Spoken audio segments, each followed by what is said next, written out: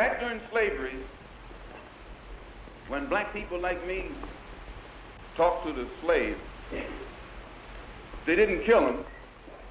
They'd send some old house Negro along behind him to undo what he said.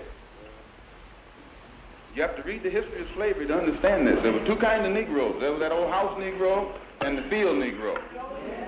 And the house Negro always looked out for his master. When the field Negroes got too much out of line, he held them back in check.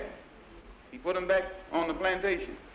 The house Negro could afford to do that because he lived better than the field Negro.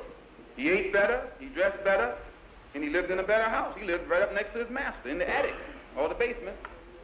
He ate the same food his master ate and wore his same clothes. And he could talk just like his master, good diction. And he loved his master more than his master loved himself. That's why he didn't want his master hurt.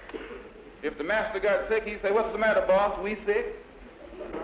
When the master's house caught a fire, he'd try and put the fire out. He didn't want his master's house burned. He never wanted his master's property threatened. And he was more defensive of it than the master was. That was the house Negro. But then you had some field Negroes who lived in huts, had nothing to lose.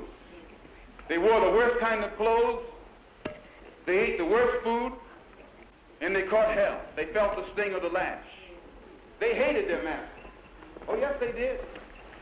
If the master got sick, they prayed that the master died.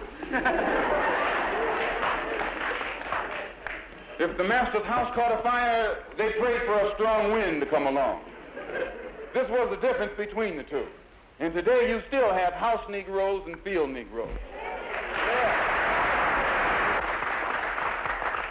I'm a field Negro.